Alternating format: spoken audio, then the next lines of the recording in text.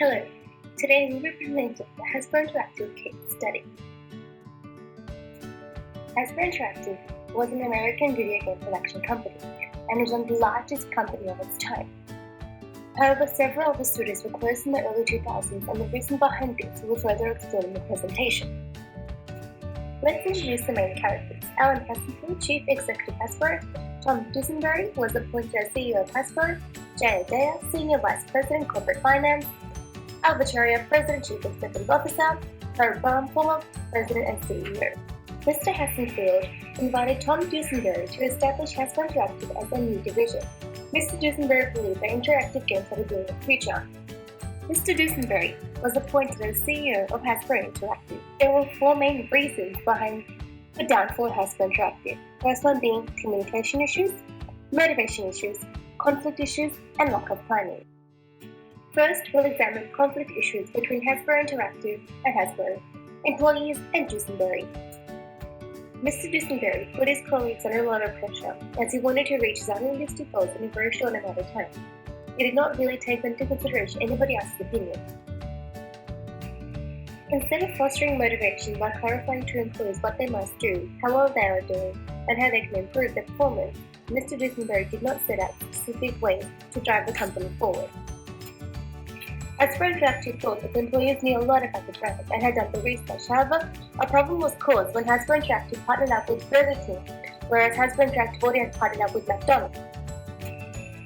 This made the employees lose confidence in Hasbro, and since the communication issues were very poor, this resulted in no communication between Hasbro and Hasbro Interactive, resulting in poor functionality amongst the company.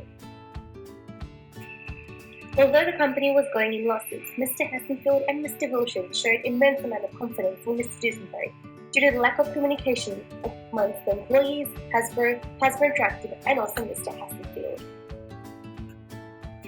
The second factor that led to Hasbro Interactive's downfall was motivational issues. Mr. Dusenberry was given leadership rights over Hasbro Interactive. He thought that he could make the company reach $1 billion in 3 years' time, which is a very unrealistic goal, nonetheless showing his very ambitious personality. Mr. Dusenberry's attitude was very implicit. He was a poor judge of the situation and had unrealistic goals. According to Hesberg's two-factor theory model, intrinsic motivators and extrinsic motivators have an inverse relationship. Intrinsic motivators tend to create motivation, whereas extrinsic motivators tend to reduce motivation. Absence of intrinsic motivation amongst Hasbro Interactive's employees led to a workforce that was dissatisfied with their job. They were not focused on the task at hand and were not performing at the optimal level. Lack of intrinsic motivation also led to a great number of dissatisfied employees. They also showed low levels of loyalty towards Hasbro, being tempted by job offers that offered a higher salary package. Tedious management skills and lack of rewards reduce employee motivation and led to employees pursuing external goals rather than focusing on the company. In order to respond to the pressure for closer supervision, Graham hired Jackie Dale to improve Hasbro Interactive's financial monitoring system's effectiveness and to concentrate more on the costs. However, Day's monitoring of cost cutting would discourage the incentives and motivators for creative thinking and shift the focus on cost saving. But Dusenberry's focus was more on the future, so Dale was not welcomed.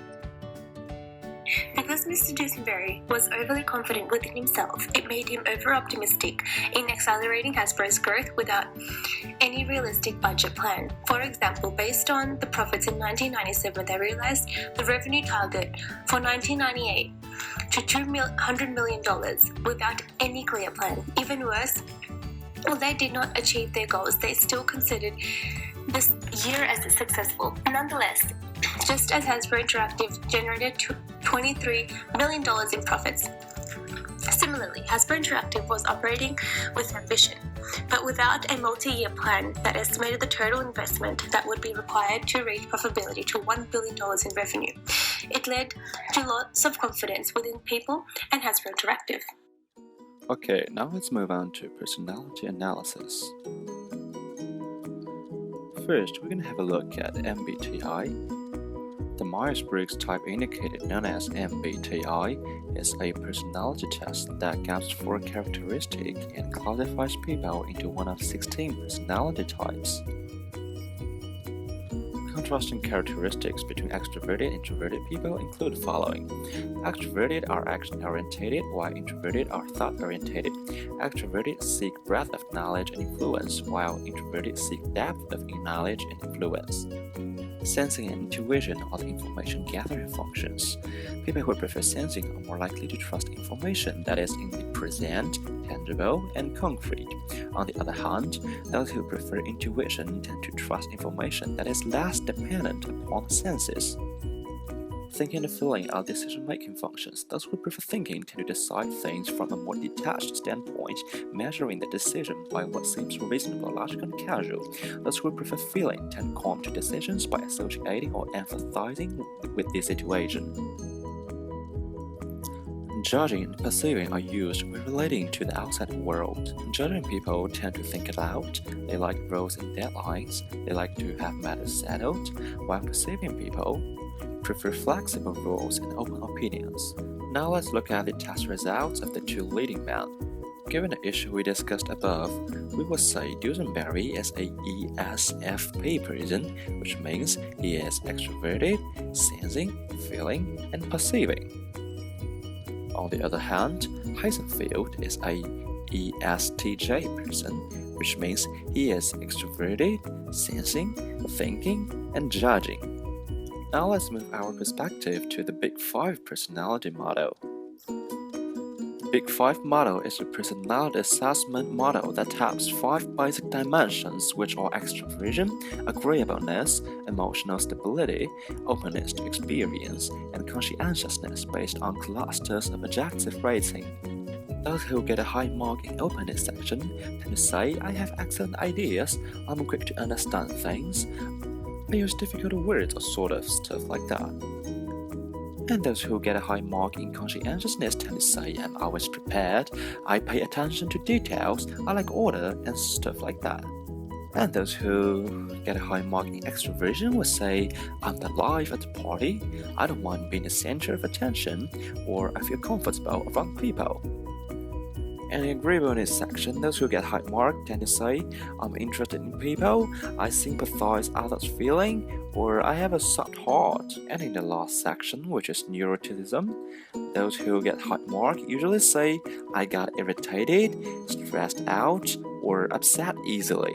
Given the issues above, we believe Dusenberry is a guy with high extroversion, low agreeableness, low conscientiousness, low emotional stability, and high openness to new experience. On the other hand, Heisenfeld would be a guy with high extroversion, high agreeableness, low conscientiousness, high emotional stability, and high openness to new experience. Now let's have a look at the social context. One outstanding social context is power centralization, which means that leadership is not distributed at all. Dusenberry made all operational decisions, including those relating to organization structure, product selection, and partnership agreements. Also, Hasbro Interactive as a society is sort of isolated from Hasbro due to its reporting system, and thus they are all the time running without necessary compulsory supervision, which finally let Hasbro Interactive move to the dead end by itself. Furthermore, a deeply cultivated culture prevails in Hasbro which believes creativity and expansion all the time are good stuff, and it makes the whole group against conservative and rational advices regarding financial issues and so on. Now we will analyze how personality and social context influence the company. As for personality, we're going to talk about Mr. Dusenberry and Mr. Heisenfeld. Mr. Dusenberry was specialized in interactive game development. He was successful before with good reputation, however, he had never been a general manager. Illusion of control and misattribution illustrate that Mr. Dusenberry has a narcissistic personality, which can be his power to win or to lose. Narcissism is a destructive factor to organizations. Narcissistic individuals have an inflated view of themselves and their abilities, feel entitled to positive outcomes and rewards that exceed reasonable expectations. Dusenberry wanted full of control, rejected to communicate, and he thinks using the products of Hasbro to achieve revenue is due to his ability.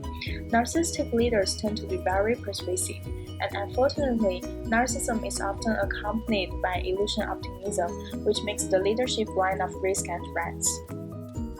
As for Mr. Hassenfeld, he had the tendency to interpret, prefer, and recall in a way that confirms his beliefs while giving less attention to information that contradicts them. Mr. Hassenfeld did not know much about Dusenberry's exact plans for the business, since Dusenberry doesn't share information.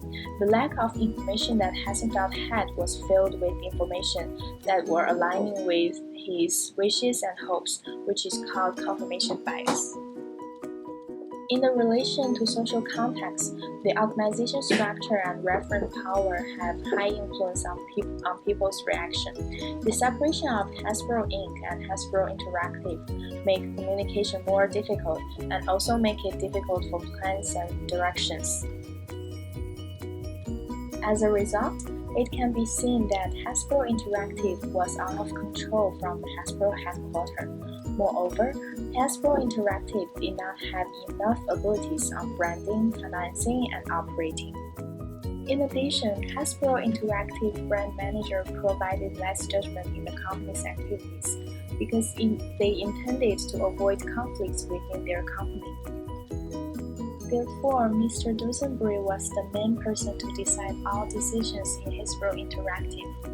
Having one single person to make all decisions could be a disaster for an organization. Now look at the recommendations. Improve communication. First, this company should build the information system and require employees to update information timely, so that all information can be shared with all staff at the first time. In addition, this information system also can provide the vertical communication and horizontal communication, and provide the feedback of every staff. Second, Hasbro Interactive and Hasbro should have weekly meetings so that they can exchange their plans and ideas to arrive at same marketing strategy. Motivation system.